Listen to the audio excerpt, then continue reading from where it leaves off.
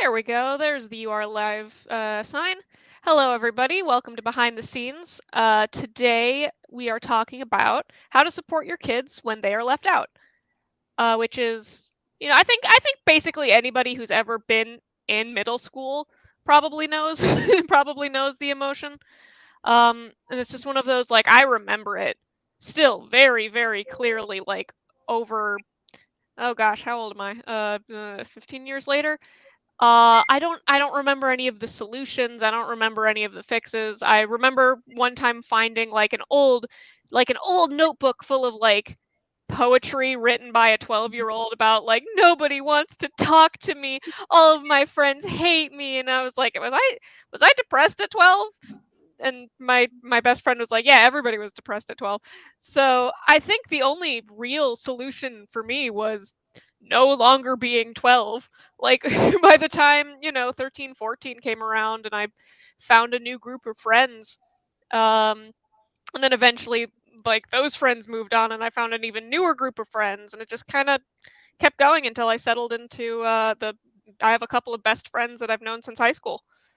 um so I don't know, I hate to say it, but I do think time probably was the best fixer, but I'm sure there are plenty of fixes that happened in the meantime that didn't register to me at 12, being just, very emotional and so very sure that everything was horrible at all times forever. So I don't know. Do you guys have any solutions that that could have helped me at 12? Did your parents do any? Did you remember your parents doing anything or saying anything? I mean, I remember my parents trying to comfort me, but I don't really remember anything specific. I feel like most of it I would just kind of, take to my room, take my little pen and my little notebook and just write. And like, I don't even keep a diary. I think that my diary has 2 pages, and both of them were just me writing angsty poetry like 5 years apart. Like, I'm sure I, they I did. don't I don't have a solution, but I do think it's one of the tougher. I can distinctly remember my middle son, who wasn't in middle school, Jessica, like you, but in middle school he was an athlete. He was the popular kid, one of the popular kids in the group. He was fine, but when they got into high school, I think it was going into like his sophomore year.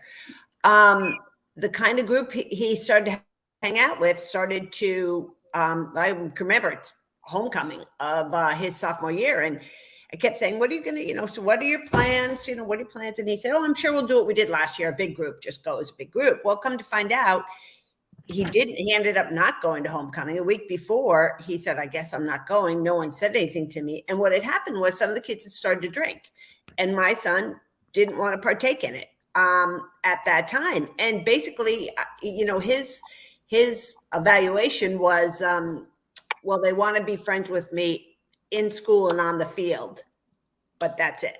So, and it was brutal. Oh, it was just so hard to, it just broke my heart. And he ended up kind of having to find a new group of friends.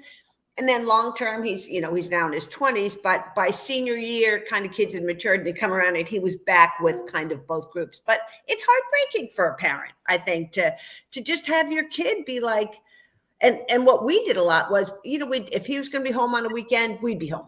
We just find something to do and just kind of support him and be with him. But I will say, I think it's one of the toughest things to watch your kids go through. I agree with you, Mindy. And I am, as I have stated openly and am not planning on changing, is I am vehemently a grudge holder. There, I've said it. I am. Yes, I know that, Eka. And I am a complete grudge holder. And there are kids. I mean, I have cut off friendships because of the way people treated my children. Mm-hmm. And so then, like, if something happened at school or whatever, people would say, my daughter would come home and she'd be like, well, I wasn't invited to do this. And I would be like, oh, you know what, honey? It's not you. That girl just sucks. And maybe it wasn't the right approach, but it was totally the way out. She sucks. And then because she wasn't old enough, I would say she's a little bit of a witch. And then my husband would come home and I'd be like, you would not believe what that biatch did to our girl. So I wasn't always the best at it because it sucks. It really is. And I would just say, it sucks, girl. I know. And I said, and you know what? Some days it's going to be you. And some days you're going to be that person who's not so nice. So remember this, like not like right away, but after, you didn't get invited, whatever, I'd say, remember how that felt before you start acting like you're the queen bee. So it is, it's really hard. And I mean, something happened to my daughter in her early 20s with this other girl. And she told me about it like on the phone. And when I finally met her, she's like, Mom, do you know that? I was like, oh girl, I know exactly who she is. Don't even need to say. When the minute you said her name, I knew. She goes, Mom, that happened like 5 years ago. I remember her name. Yeah, mother never forgets. No, they never do. And you know what? I mean, it is crazy. And then of course my husband's like, who, what? I don't remember that. What? But I think at the time I just kind of say, you know what? It really sucks. You're allowed to be mad. But I'm really sorry it's happening to you. And you know what? Let's go get some ice cream or let's go on a walk in the park or whatever. So that's how I handled it. Always probably not the best, but hey, I'm putting it out perfect, there. right? We're not perfect. Becca, in those situations, is it that there was a clear kind of like, did they uninvite your kids? Because I find it hard to see the difference. Sorry about my voice. I'm getting over a cold. But between, clearly leaving someone out versus somebody just leaning to another group or another side where it's like, when you cannot, I'm wondering about this because I had it with my daughter during the summer in her camp where it was like,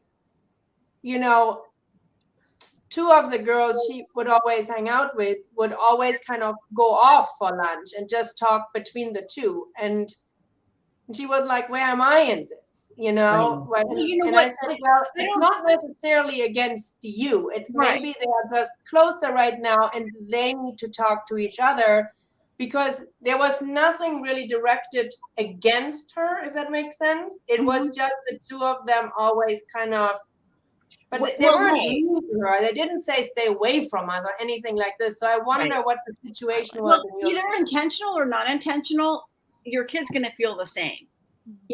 Even if it was unintentional, and that they, like you said, those two girls went off together, whatever, or they were like, let's run away from her. Either way, your kid ends up hurting, but I will put out there that one of the things that I promised myself I wouldn't do was the famous, I wasn't going to call the parents.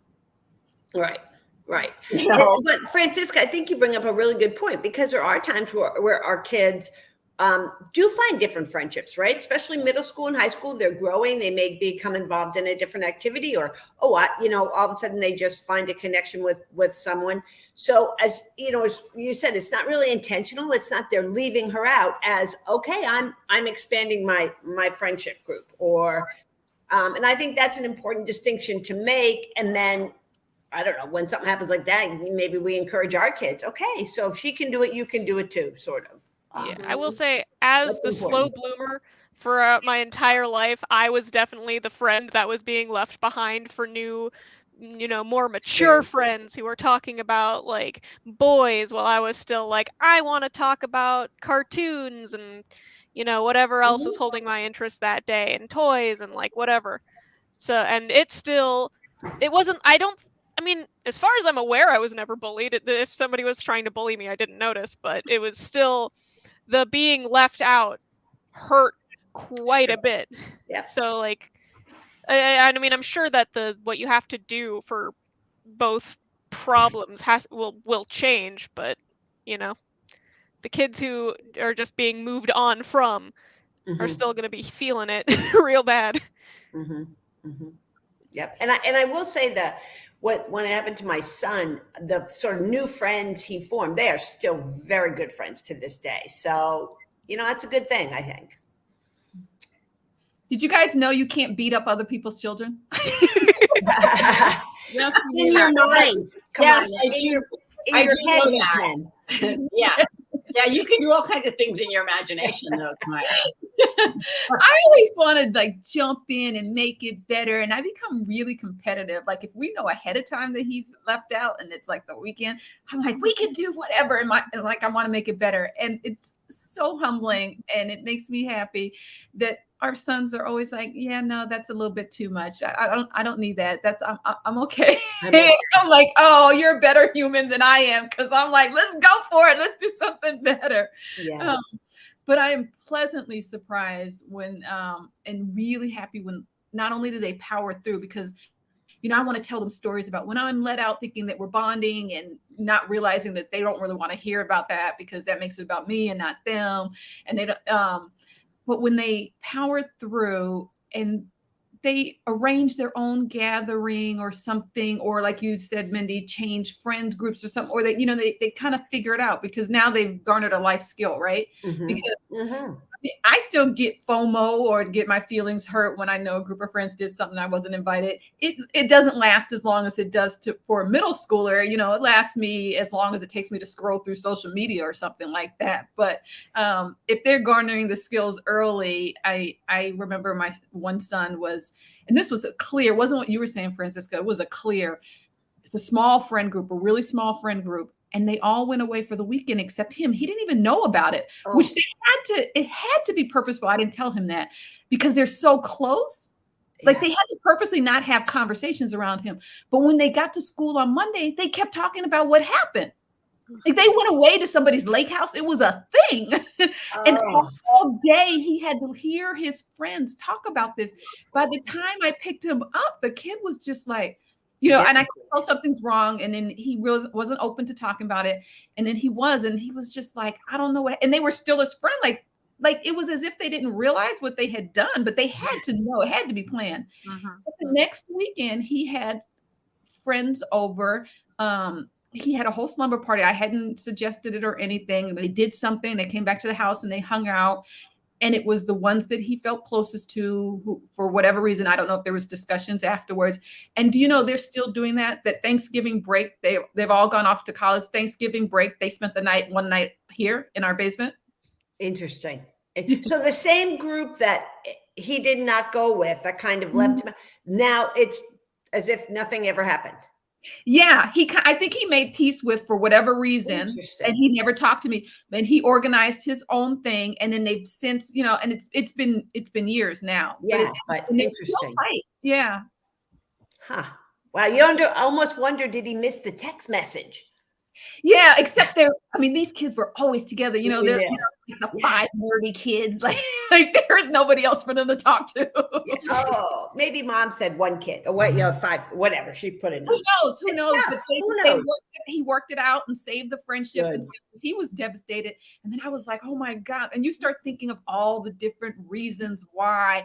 And usually, we go too far as parents. We start thinking, all kinds of isms and stuff. And like you said, maybe it was a missed text message.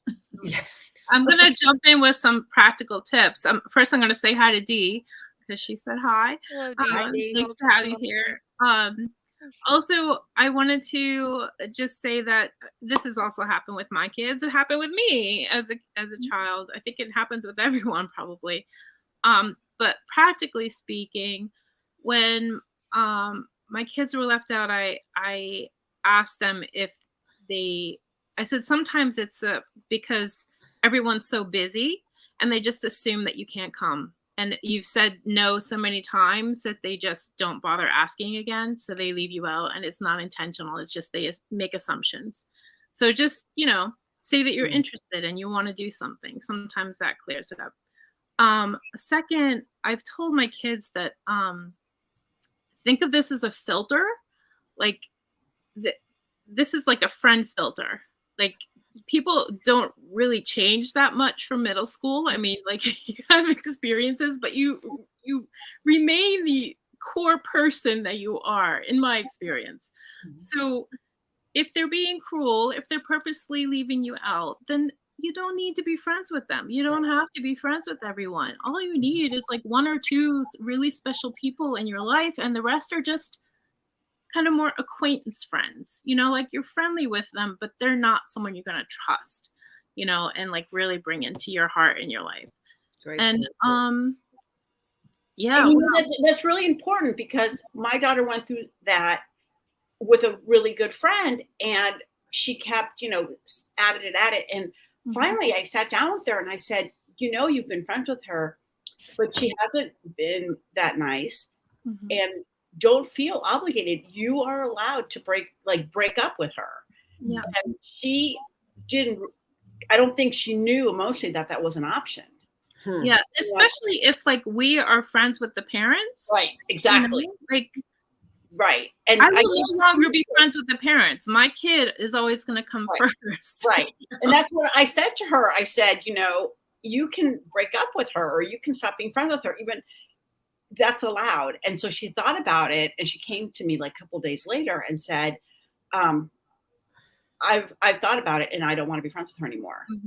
And so then at that point, we talked about how this was going to happen. And, you know, the mother did call me and say, why doesn't she want to come over anymore? I said, I think she wants to take a break right now from what's been happening. And at that point, the mother and I stopped being friends.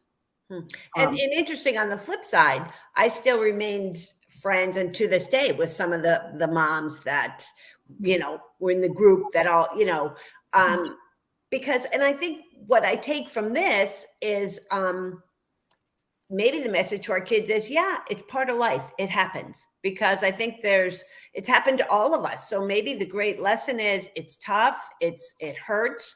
But as Kamara, you were saying, they kind of develop life skills from it. It's adversity, right? It's a bump in the road.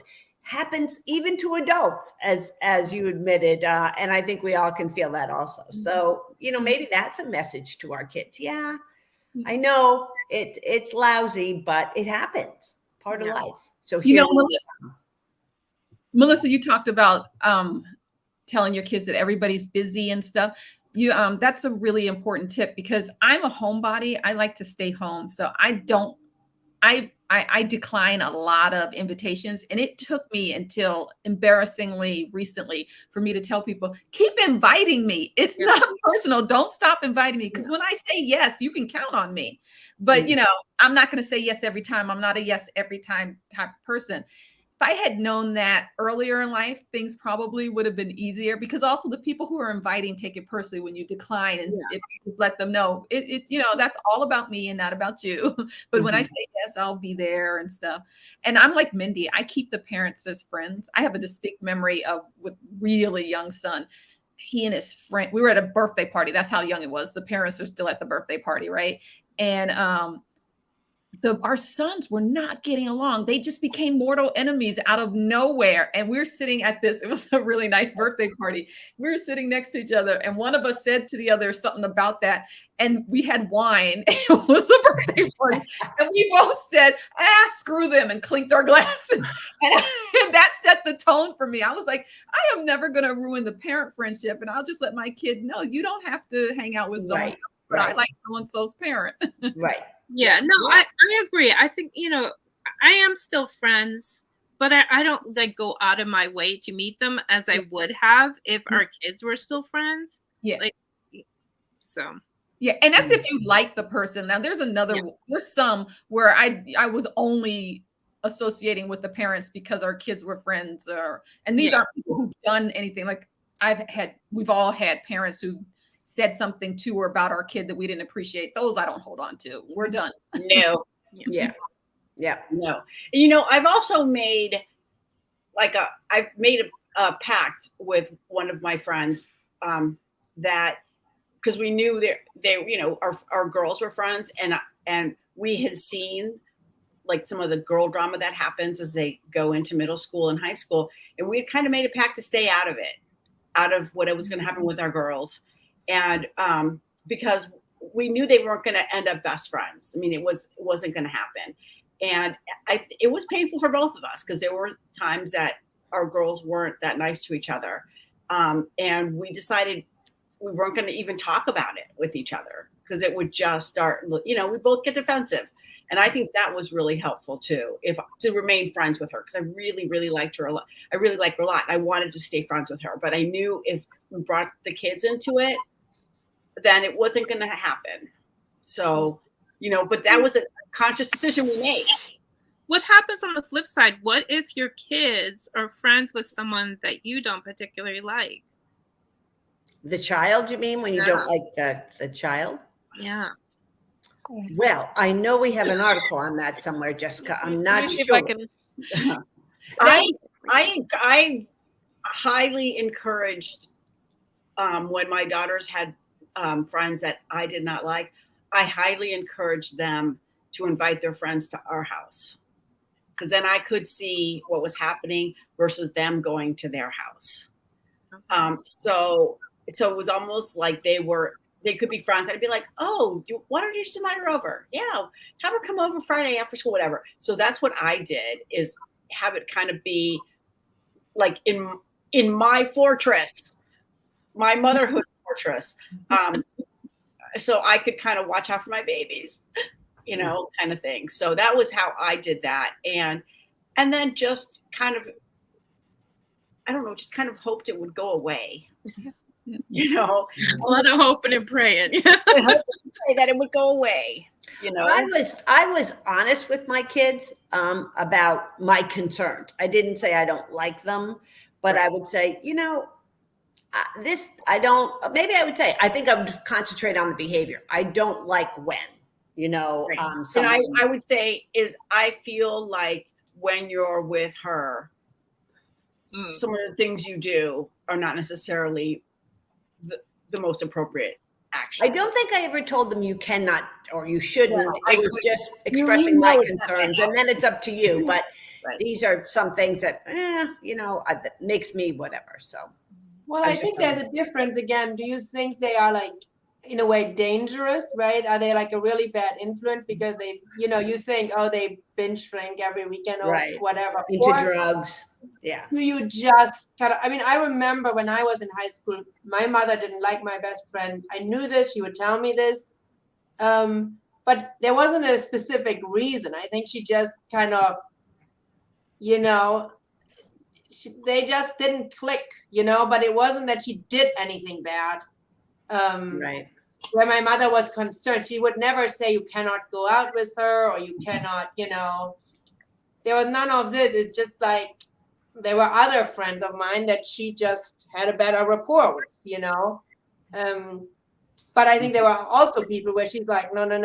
Like if it's just them, I don't want you to go out on a Saturday night because that concerns me. I would say things like, I'm not getting a good vibe. I don't know. There's something about her. There's something about him. I'm just not getting a good vibe. I mean, I'd be like, maybe it's just me. I'm just not getting a good vibe. And just without, saying more than that. So that, as much as they tell us they're not listening, they are. They think that I'm not getting a good vibe, and they can maybe go like, I wonder why, whatever. It just plants a little something in their mind, and kind of let it go from there. But and then I wasn't going to forbid. The minute you say like you cannot, where that's going. True. No, I'm sorry. Did I cut you off, Clara? I'm sorry. Not at all. No, we're fine. No. Does that help you, Melissa? Oh yeah, I was just curious. On the other side of it, like if they have discontinued that friendship or they've started a new friendship. In my case, I think of one of my sons had a couple of girlfriends in a row that weren't my first choice because he was supporting them in psychological, emotional ways that he wasn't equipped to, right? And they were seeing mental health professionals, et cetera, et cetera. And I'm sure their parents probably thought that they didn't need to have relationships, but like Eka said, once you say no, that's the only thing they want, right? And I felt like it was taking a toll. So I was always watching this son. And then when he got a girlfriend where it was just a regular teenage relationship, right? Just the regular stuff. I just reinforced how important that was and how lovely it was to see. And how does that feel for you? Is hoping that from that point forward, he would seek relationships that were like that were just, regular, comfortable relationships, not where you're playing therapist and emotional support being. Right. Myra, you bring up a really good topic though, because I think a lot of the kids today are really playing therapists for each other. There's so many mental health problems, and they're really late at night because everything's an emergency. So. Well, and I think also we bring up when we were saying just quickly, and I know we're kind of running late here, but with kids who are dangerous or you're really concerned about an influence, we're hearing a lot now about fentanyl. right? And fentanyl being mixed in with drugs, and kids taking, it's that, oh, try this, it's that one pill that they got from someone, and they're dead. They're not addicts, they're not users here, or they're at a party, try this. So I think that kind of changes things. That wasn't quite the case when my kids were younger in high school, but I think, wow, if parents, that to me would be like really scary if I had a feeling that kids were involved in that kind of stuff, and it only takes one little thing. So that's a whole, but again, that's kind of a whole nother topic. So, and then you want them left out. You're like, leave my that's kid out. thing, right? Oh, please. So maybe that's a good topic for another week. Yeah. I mean, I'd rather have them at home running, feeling sad than have them out, knowing that this could be really, they're around. Yeah. It could be deadly, basically. Yeah. That's really a scary thought. I know this is it's a whole different time now. I mean, Mindy, you and I have kids in our 20s, and Kamira, you have most of your kids in their 20s. And I think it's a scary time now to have a kid, I think, younger, because of some of the other issues going on. And like you said, Melissa, them being almost like amateur psychologists for their friends, that's a heavy load for them. Yeah. Well, this is a cheery subject right before in the middle of Hanukkah and right before Christmas.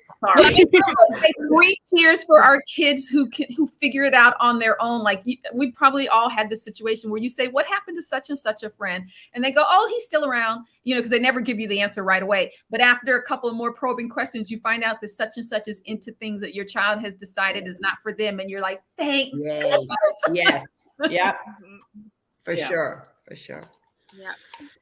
All right. So I think that's probably where we're going to wrap up here. So I'm going to, does anyone else have anything last minute they need to add? Kamira, are you doing an interview tomorrow, or? Yeah, that's it. Tomorrow we are talking 'Tis the Season for Holiday Stress. And we have a comment that we can get to as soon as, so tomorrow at 12 noon Eastern time, we're going to be talking with Jennifer Kelman about holiday stress, what you can do about it when you have all the family together and your tweens and teens. And we're going to talk about the myriad of it, whether you have a blended family, a divorced family, a teen who is going through it, whatever it is, and all the other things. How can we make this week a good week? And we have 2 of the major holidays this week. So there's a lot of people who are thinking about this.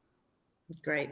Sounds great. And Eka and I are going to talk on Thursday at 10:30 with an etiquette expert about teenage etiquette and why this is still important and what that looks like these days.